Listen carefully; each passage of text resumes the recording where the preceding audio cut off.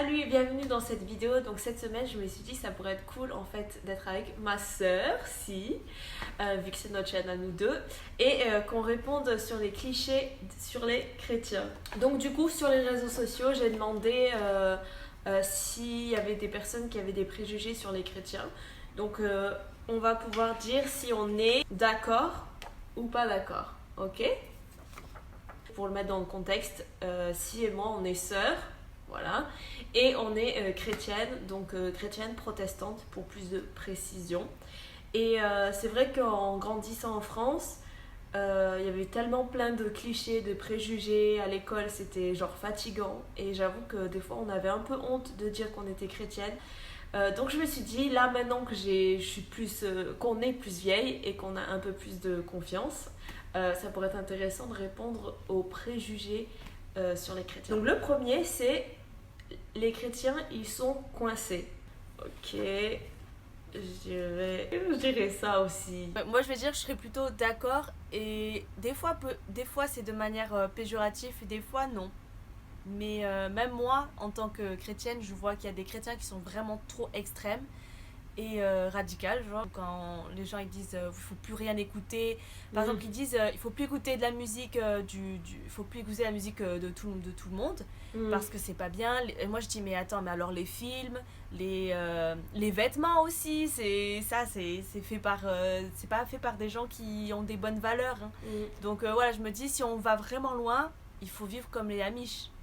Donc c'est pour ça que je me dis voilà, il y a une balance. Donc voilà, et en même temps je peux moi aussi être vue comme un peu coincée parce que j'ai des valeurs qui font que je vais pas me permettre certaines choses et je suis très ok avec ça. Ouais, c'est ça. Après, je pense que tu vois, quand on dit qu'on a des valeurs, ça peut être très interprété comme non, on a des valeurs, donc du coup, les autres, ils en ont pas. Enfin bref, on veut pas dire ça. On veut pas dire qu'on a des valeurs et les autres, ils en ont pas. Comme tu as dit, on a certaines valeurs, en tout cas, qui nous font passer pour des coincés. Par exemple, je vais juste parler de quelque chose. Le fait que je voulais rester vierge jusqu'au mariage. Ben ça, c'est genre typiquement, t'es coincé. Toutes mes valeurs que j'ai, et ben que je sois chrétienne ou pas chrétienne, je pense que je les aurai parce que c'est une question de moi, ce que j'ai envie. Ouais, c'est ça. C'est pas ma religion qui va m'imposer. Non, le truc c'est, on va en boîte, vraiment, le truc de en boîte, ça n'a rien à voir parce que je suis chrétienne que je vais pas en boîte, c'est vraiment parce que, en fait, j'aime pas. Et j'avais l'impression que, tu vois, tout était mélangé pour les gens et qu'ils associent tout ça dans les chrétiennes, les religieuses, donc du coup elle va pas faire la fête, elle va pas boire, elle va pas en boîte de nuit, alors que pas du tout, c'est juste ça, c'est ma personnalité. Donc je pense qu'il y a tout un mix comme ça qui est galère. Bah ouais, parce que moi j'aime trop sortir. Alors deuxième préjugé, cliché, les chrétiens font beaucoup preuve d'hypocrisie. Pas tous. La personne a dit pas tous, mais la plupart des chrétiens, ils font beaucoup preuve d'hypocrisie. J'avoue. Je comprends pourquoi des gens pensent ça. Et j'avoue que je suis un peu triste de voir que ça, c'est vrai des fois. Parce que tu te dis, mais normalement, c'est si tu as vraiment les valeurs de Dieu, mais t'es pas censé être tout ça. Et t'es plutôt être censé être bienveillant, de pardonner, tu vois, de plein de trucs comme ça, d'aimer et tout ça. Et ce que tu vois dans les églises, des fois, c'est le contraire. Et tu dis, mais pourquoi? Alors, moi aussi, je suis d'accord. Et je suis d'accord avec surtout le pas tous, bien évidemment. Est-ce que c'est dans le sens, ils te disent fais pas ci, fais pas ça, et eux ils le font? Ou plus dans le sens hypocrite, genre ah non, mais moi je fais pas ça, et en fait derrière ils le font. Ouais, les deux. Parce Ouais, que les de deux. toute façon, c'est la même chose. S'ils disent ah non, non, et que derrière ils le font, c'est pareil, tu vois. Ouais, c'est vrai. Et je pense que justement, les chrétiens qui sont hypocrites, c'est qu'ils sont plus religieux Et orgueilleux. et, orgueilleux que genre en fait oui je suis autant pécheur que n'importe qui. Après par contre, ah oui ouais, c'est ça que je voulais dire aussi, parfois je trouve qu'il y a tellement une pression pour les leaders dans les églises, donc que tu sois pasteur ou groupe de jeunes ou whatever, j'allais dire, des fois t'as tellement la pression que tu dois être genre une bonne image et tout ça, que limite on dirait que quand t'es leader ou quand t'es pasteur t'as pas le droit à l'erreur. Donc du coup il y a des personnes qui vont gérer ça comme en fait j'ai pas le droit à l'erreur, donc ils étouffent un truc vraiment pas beau. Et en fait, à un moment donné, ça explose. Et du coup, là, les gens, ils vont se dire, mais c'est un hypocrite. Pour moi, c'est plus ceux qui vont Ouais. critiquer, tu vois, un peu. Critiquer les Ouais. autres, dire ça, c'est pas bien. Et ça se trouve, ils le font pas aussi, hein.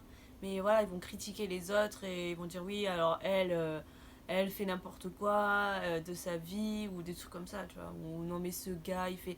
Voilà, ça c'est juger sans connaître.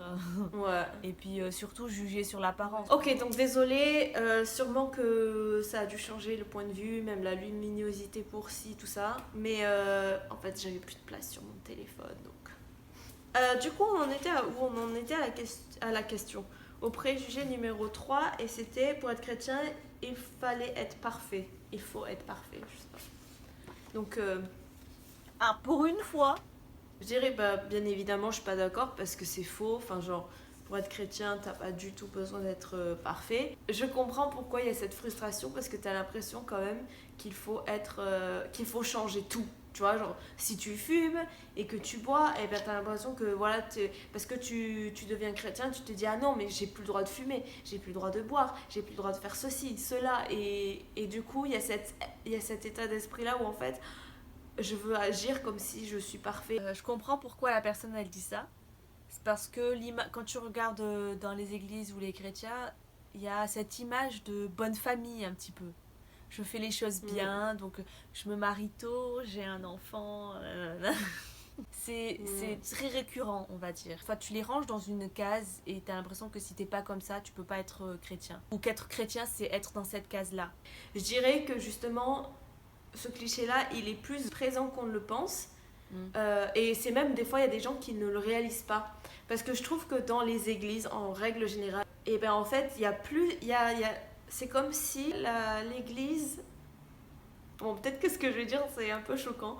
Mais comme si l'église, en fait, diminuait la différence. Justement, parce que je pense que c'est vraiment à cause de ce cliché-là, où en fait, pour être chrétien, il faut être parfait.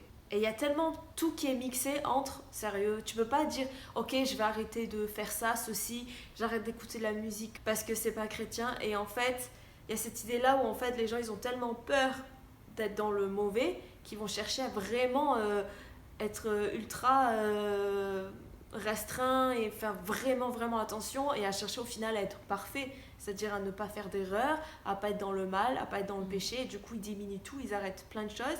Et je trouve que parfois, dans l'église, justement, il y a ce côté-là, jugement, où on se dit, bah, tu fais ça, t'es chrétien, c'est bizarre, nanani, nanana. Et au final, dans l'église, des fois, c'est un peu ennuyant parce que t'as pas de différence. T'as pas de genre, ah, toi, tu fais ça. Bah, tu vois, il n'y a pas d'acceptation de différence, en fait, au final. Et moi, je trouve ça dommage parce que, par exemple, une prostituée ou un SDF, mais s'il va rentrer dans une église, il va se sentir jugé de ouf. Surtout s'il est dans sa tenue, on va dire, tu vois, naturelle, et qu'il rentre dans une église parce qu'il a envie justement d'être avec des gens qui sont normalement aimants et qui acceptent tout le monde. Parce que Jésus, il allait vers tout le monde. Et Ouais. du coup, voilà, si les personnes, si ce genre de personnes, elles viennent dans une église, eh ben, je pense qu'elle va se sentir très mal. Un transsexuel qui va rentrer, il va se sentir jugé, il va partir direct. Mais bon, il y a des églises, heureusement, qui acceptent tout le monde et qui sont Voilà, c'est ça. bien pour ça, quoi. Mais c'est ça. Et je pense que dans tous les cas, les églises, surtout en France, elles sont tellement petites, enfin voilà, aucune diversité. Mais bon, bref, ça c'est un autre sujet, enfin c'est un autre truc. Et surtout, quelle est la définition de parfait? Quatrième cliché, c'est, je fais ça, alors t'en es où avec ta foi? Hein. Enfin, j'espère que j'interprète bien ce cliché-là. Je pense qu'il y a des gens qui aiment pas cette question-là parce que qui sont un peu mal à l'aise avec cette question parce que pour eux c'est un peu intime et un peu personnel. Alors que pour certains, moi je trouve aussi que la foi c'est... Je comprends pourquoi la foi c'est personnel, mais pour moi j'ai pas de mal à partager ma foi et pas dans le sens débat, confrontation, mais plus dans le sens partage. Peut-être moi je l'ai déjà fait. Mais tu vois, si par exemple une personne ne vient plus trop à l'église ou des choses comme ça, bah t'as envie de lui dire t'en es où quoi? Enfin tu vois, genre, mais. Et t'essaies d'être vraiment. D'avoir le ton le plus bienveillant possible, bah en fait ça passe ou ça casse. Et il y a beaucoup de personnes qui peuvent se sentir jugées dans le sens genre, voilà, c'est bon quoi, je suis pas venue à l'église pendant 1 mois ou 2 mois, et on me demande cette question-là, c'est trop cliché, voilà, ça y est, on me juge, tu vois. Tu peux très vite passer comme ça, ce qui est peut-être vrai, après il y a peut-être d'autres personnes qui vont te dire, bon alors t'en es où avec ta foi. Moi je pense qu'il faut juste chill. Sauf que Tu justement, vois. cette question, elle va déranger quand ça va pas. Ouais, Et c'est du ça. coup, il faut, comme tu dis, chill, mais pas avec cette question, il faut chill avec le fait que ça aille pas aussi. Parce que même avec ta Ouais, c'est foi et ça. ta relation avec Dieu, il y a des hauts et des bas, et il faut pas avoir honte ou il faut pas se culpabiliser de pas aller bien en fait et avec Dieu parce que c'est normal. Alors, le dernier que j'ai choisi, ça peut être plutôt pas mal. C'est le côté féminisme et chrétien qui est dur à lier en tant que catholique. Je suis d'accord. T'as dit quoi toi? D'accord? Ouais. Ouais. Non mais j'adore cette question-là parce que Ça, c'est pas une question. c'est quelque chose qui... c'est à cause de toi là, la question. J'adore. J'adore pas, mais je comprends exactement ce préjugé-là parce que c'est un peu en ce moment ce à quoi je suis en train de réfléchir et me questionner et tout ça. C'est que c'est vrai que quand j'étais plus jeune, à l'adolescence, je connaissais pas vraiment encore la Bible et tout ça, j'avais pas lu et je connaissais vite fait de ce qu'on m'avait dit. Au début, j'étais chrétienne, mais j'étais pas d'accord avec femmes soyez soumises à vos maris et tout, parce qu'en fait, je le comprenais pas. Maintenant, je le comprends un peu mieux dans le sens où en fait, la femme, elle n'a pas une position en dessous. Et en plus, la femme, elle n'est pas soumise aux hommes. C'est une femme qui est soumise à son mari. Donc c'est dans un contexte déjà qui est précis. Grave. Et en plus de ça, oui, après, il y a oui, la femme ne peut pas parler en public et tout. Bon, ça, j'en sais rien. Parce que dans l'Ancien Testament, il y avait plein de prophétesses. Donc c'est pour ça que tu te dis, mais elles sont obligées de parler en public, puisque c'est des prophètes. Donc c'est un autre contexte aussi. Donc en fait, il faut vraiment remettre les choses dans le contexte. Et la position de la femme dans la Bible, elle est vraiment pas du tout soumise. Elle n'est pas du tout restreinte. Au contraire, en vrai, Jésus, il valorise la femme. Même si dans ses disciples, il n'y a pas de femme. Moi, je me souviens d'un commentaire justement dans une des vidéos qui disait comment t'arrives à être chrétienne, t'es une femme. Enfin, comment tu peux adhérer aux valeurs de la Bible, sachant que la place de la femme dans la Bible, c'est genre moins que rien. Et c'est vrai qu'il y a tous les trucs clichés, tu vois, la femme doit être soumise. C'est pas genre femme, soyez soumise à votre mari, à vos maris. Ça veut pas dire genre en mode ok, tout ce qu'il dit, je vais le faire. Ça veut surtout dire aussi bah, choisissez bien vos maris. À nous de bien choisir. Et dans ce sens-là, c'est genre pas tu te soumets, t'as pas le choix. Mais tu vois même dans l'histoire que la place de la femme, elle est vraiment rabaissée. Ouais, que c'est l'héritage. Donc je comprends que ce cliché vient d'un héritage qu'il y a eu dans le passé et dans le monde. Je dis pas qu'il y a que l'Église et qu'il y a que la Bible qui a contribué, qui est du coup mixé avec l'interprétation de la Bible. Parce que franchement, moi quand je lis la Bible, je j'ai pas cette enfin tu vois, c'est un petit verset quoi, c'est des petits versets, alors que quand tu regardes dans la Bible entièrement, tu vois les femmes, elles sont présentes du début à la fin et elles sont pas juste à servir et à être en dessous. La Bible, c'est sacré quand même. Donc, du coup, tu peux pas le changer à ta sauce. Mais il faut pas non plus être justement tombé dans le légalisme. Du coup, tu vas juger plus rapidement les personnes. Tu vas pointer du doigt. Tu auras moins de grâce. Tu vas moins pardonner. Enfin, bref.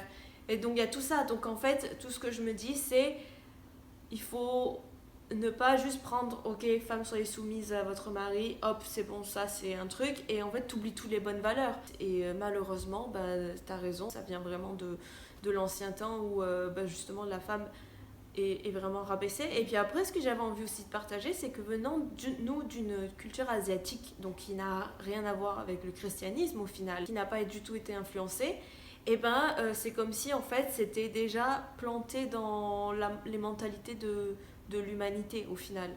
Je dirais c'est facile de se dire voilà c'est les chrétiens qui sont comme ça, des choses comme ça, mais en fait non, ça fait partie de l'histoire et c'est pas parce que ça change aujourd'hui que on remet en question la Bible ou des choses comme ça, parce qu'au final moi je trouve que justement en étant féministe, et ben c'est pas contre ce que dit la Bible, c'est contre toutes les personnes là qui oublient l'amour, qui oublient le respect, qui oublient toutes ces valeurs là en fait, qui oublient que genre bah attends, on est tous êtres humains, qui oublient en fait les valeurs humaines. C'est pas contre une religion contre-inversée. C'est juste, ben non, en fait, tu peux l'interpréter comme tu veux, mais à partir du moment où tu n'aimes pas qui je suis, juste parce que je suis une femme, ou que tu ne vas pas m'écouter parce que je suis une femme, bah là, c'est à toi de te poser les questions. Voilà, c'est la fin de cette vidéo. J'espère que ça vous a plu. Et voilà, on aime trop parler de tout. Mais voilà, ce qui nous tient vraiment en cœur, en fait, c'est que il y a une communication en fait au niveau de la foi, au niveau des chrétiens en France, enfin voilà. Après, on a dit ce qu'on pensait, on n'a pas du tout réfléchi et c'était sur à chaud, donc c'était peut-être pas clair. Et on n'a pas la vérité, on détient pas la vérité vraie, donc c'est juste des réflexions, des pistes. Et le pire, c'est qu'on on va peut-être même changer d'avis d'ici quelques années. Hein. C'est sûr même. Ça se trouve, on va regarder, on va dire oh my gosh. Je suis plus d'accord. Ah non, je suis contre voilà. les femmes. Je suis plus d'accord, les femmes sont soumises et soumises. Merci à tous d'avoir regardé cette vidéo. En tout cas, nous, on a pris du plaisir à faire cette vidéo. Et n'hésitez pas à nous écrire des messages ou à nous suivre sur Instagram pour avoir plus de privacy, enfin genre pour être anonyme et genre voilà, il n'y a pas de les gens peuvent pas commenter tout ça. Donc n'hésitez pas à nous envoyer des messages parce que nous, ce qui est le plus important en fait avec YouTube et avec les réseaux sociaux pour nous, c'est vraiment d'avoir cet échange là et on en a déjà eu pas mal avec quelques personnes qui nous suivent et franchement c'est tellement précieux, on se dit waouh, c'est un truc de malade. Merci vraiment d'avoir regardé cette vidéo et de nous suivre dans nos aventures et je vous dis à très bientôt. Bye bye.